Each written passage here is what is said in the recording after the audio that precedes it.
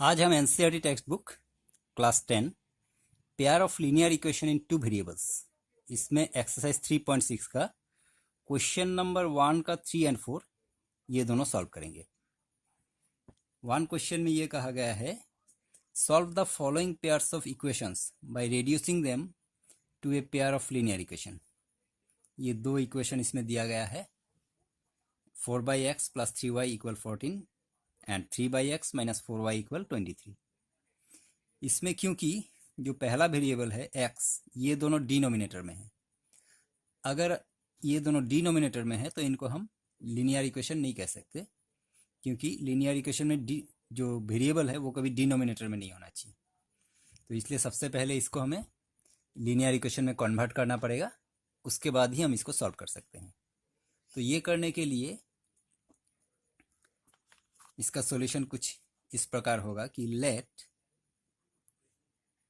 1/x equal a। आज हम NCERT text book class 10 pair of linear equation in two variables इसमें exercise 3.6 का question number 1 का 3 and 4 ये दोनों सॉल्व करेंगे। वन क्वेश्चन में ये कहा गया है solve the following pairs of equations by reducing them to a pair of linear equation. ये दो इक्वेशन इसमें दिया गया है 4x plus 3y equal 14 and 3x minus 4y equal 23। इसमें क्योंकि जो पहला वेरिएबल है x ये दोनों डिनोमिनेटर में है, अगर ये दोनों डिनोमिनेटर में है तो इनको हम लीनियर इक्वेशन नहीं कह सकते, क्योंकि लीनियर इक्वेशन में जो वेरिएबल है वो कभी डिनोमिनेटर में नहीं होना चाहिए। तो इसलिए सबसे पहले इसको हमें लीनियर इक्वेशन में कन्वर्ट करना पड़ेगा, उसके बाद ही हम इसको सॉल्व कर सकते हैं। तो ये करने के लिए इसका सॉल्यूशन कुछ इस प्रकार होगा कि लेट 1/x इक्वल a। अगर 1/x इक्वल a है तो 4/x का वैल्यू हो जाएगा 4a प्लस 3y के लिए हमें कुछ नहीं करना है, क्योंकि ये ऑलरेडी लीनियर फॉर्म में है, तो ये ऐसे ही रह जाएगा इक्वल 14। इसको इक्वेशन नंबर 1।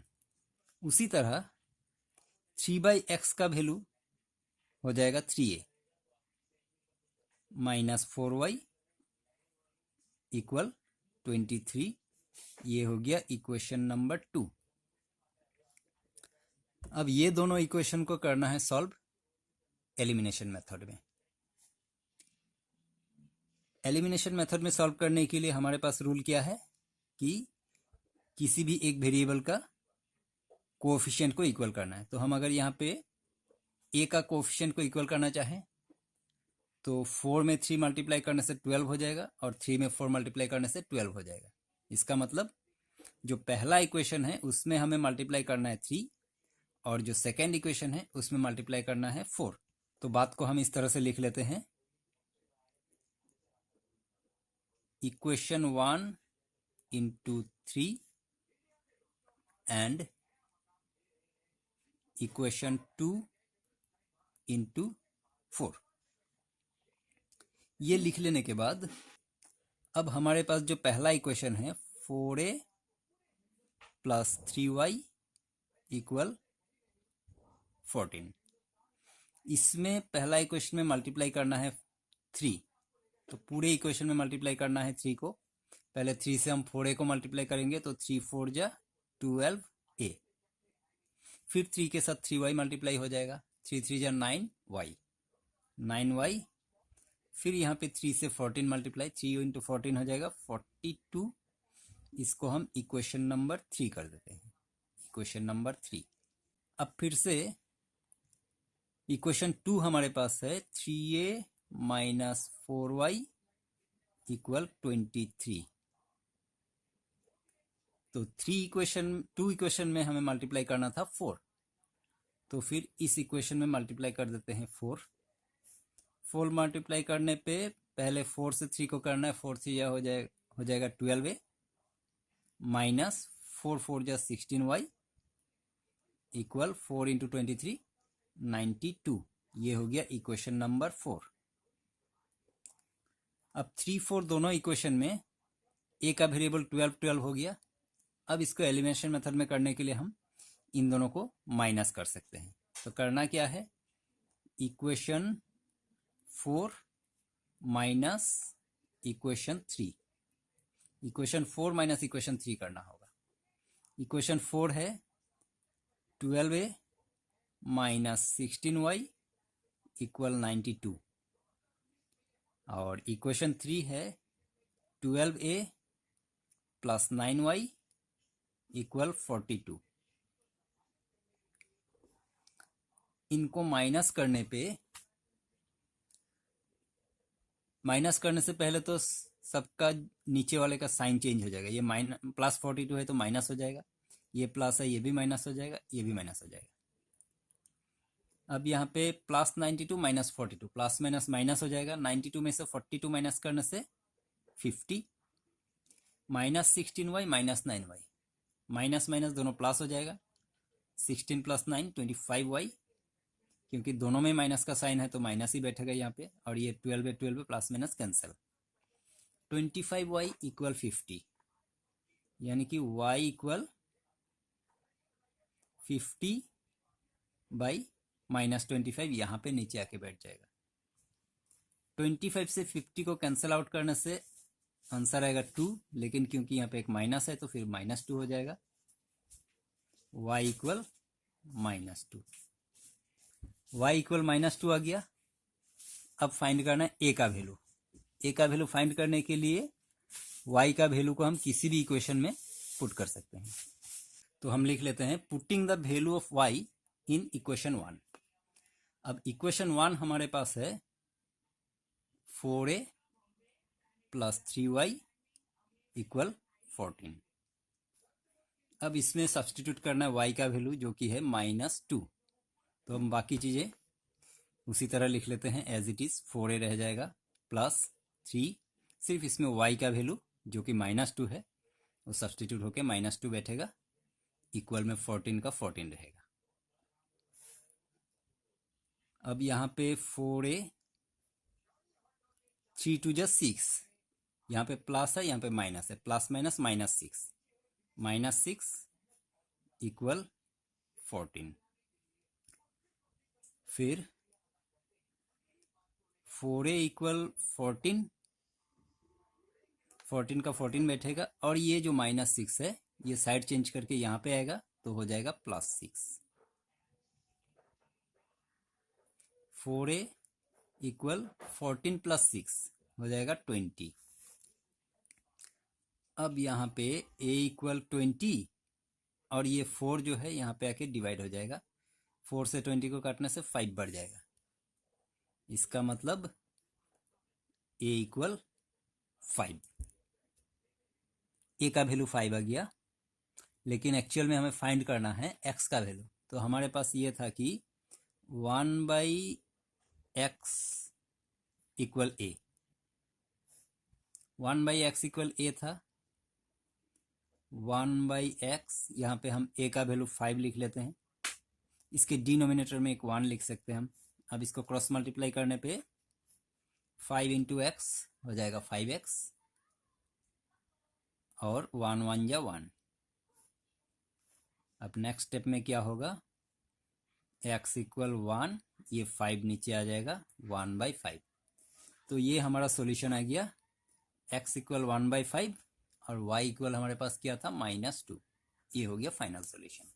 क्वेश्चन नंबर 4 में है 5/x - 1 प्लस 1/y - 2 इक्वल 2। फिर से 6/x - 1 माइनस 3/y - 2 इक्वल 1। अब यहाँ पे एक बात देखना है कि जो दोनों इक्वेशन है दोनों में पहला डिनोमिनेटर है x - 1, इसमें भी डिनोमिनेटर x - 1, दूसरे में डिनोमिनेटर y - 2 y - 2 है। यानी कि इसमें हमें लेना होगा क्या, let 1/x - 1 equal a and 1/y - 2 equal b। ये लेने पे अब यहाँ पे आ जाएगा जैसे कि 5/x-1 है, इसको थोड़ा एक बार और मैं एक्सप्लेन कर देता हूँ, पिछले वीडियोस में भी मैंने किया था। 5/x-1 इसको हम इस तरह से लिख सकते हैं कि 5 इंटू 1/x-1, तब 5 × 5 हो जाएगा, 5/x-1 हो जाएगा। तो यहाँ पे अगर इस x-1 का वैल्यू जो हमने यहाँ पे a लिया है, तो इसको सब्सटीट्यूट करके अगर हम a लिख देते हैं तो ये इसका वैल्यू आ जाएगा 5a। इसका मतलब जो 5/x-1 है उसका वैल्यू हो जाएगा 5a। उसी तरह अगर 1/y-2 इसका वैल्यू हमने b लिया, तो 1/y-2 के सब्सटीट्यूट में आ जाएगा b। 5a plus b equal 2। इसको हम कर देते हैं इक्वेशन नंबर 1। उसी तरह सेकंड वाला जैसे है 6/x-1, जिस तरह से 5/x-1 का वैल्यू 5a हो सकता है, तो फिर 6/x-1 का वैल्यू 6a हो जाएगा। और उसी तरह 3/y-2 का वैल्यू हो जाएगा 3b इक्वल 1।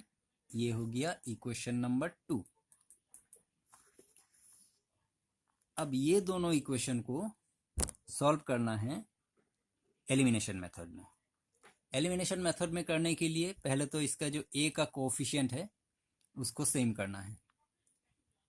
उसको सेम करने के लिए 5 में 6 मल्टीप्लाई करने पे 30 हो जाएगा, और 6 में 5 मल्टीप्लाई करने पे ये भी 30 हो जाएगा, क्योंकि 5 और 6 का एलसीएम 30 होता है। तो फिर करना क्या है, equation 1 into 6 and equation 2 into 5, क्योंकि अगर 6 मल्टीप्लाई करना है तो पूरे इक्वेशन में करना होगा। तो इक्वेशन 1 है 5a प्लस b इक्वल 2, इसमें मल्टीप्लाई करना है 6। 6 मल्टीप्लाई करने पे 6 5 जा 30a plus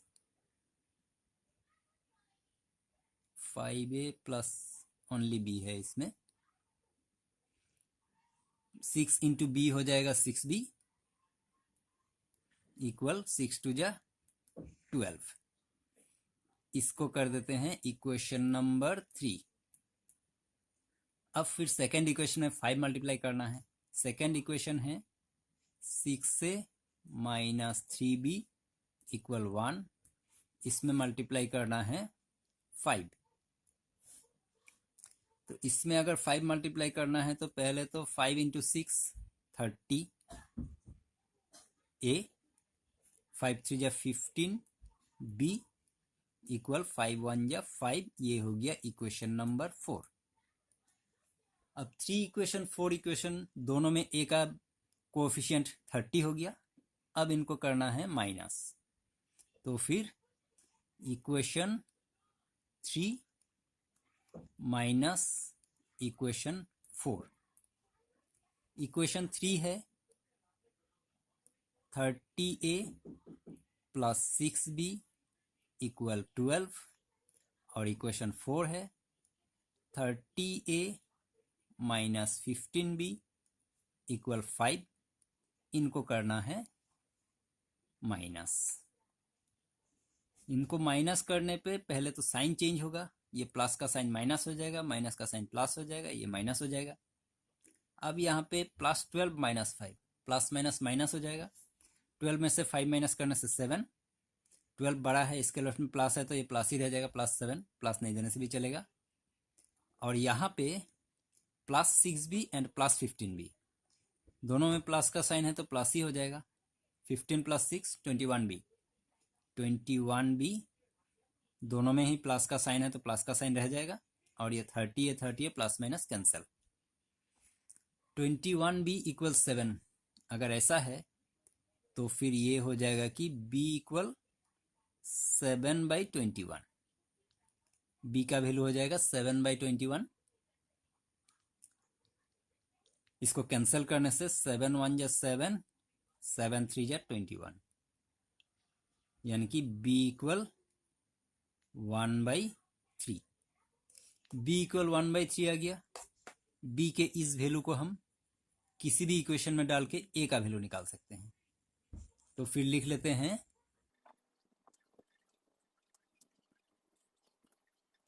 putting the value of b in equation 2।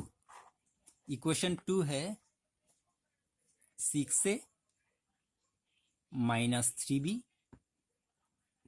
Equal 1। अब इस इक्वेशन में b का value 6a as it is 6a बैठेगा, माइनस भी वही रहेगा, 3 भी रहेगा, सिर्फ b का वैल्यू सब्सटीट्यूट होके आ जाएगा 1/3 और इक्वल 1 वो भी वैसे ही रहेगा। अब यहाँ पे हम 3 कैंसिल कर सकते हैं। 3 कैंसिल करने पे यहाँ पे आ जाएगा 6 से 3 कैंसिल करने पे सिर्फ 1 बचेगा इक्वल 1। अब यहाँ पे 6 से इक्वल 1 और ये -1 यहाँ पे आके +1 हो जाएगा। और यहाँ पे अब क्या होगा, 6 से इक्वल 1 + 1 हो जाएगा 2। 6 से इक्वल 2 तो फिर a इक्वल 2/6। 2/6 कैंसिल करने पे 2 1 जा 2 एंड 2 3 जा 6, यानी कि a इक्वल 1/3। तो अब ये हुआ कि a इक्वल भी 1/3 आया एंड b इक्वल भी 1/3 आया।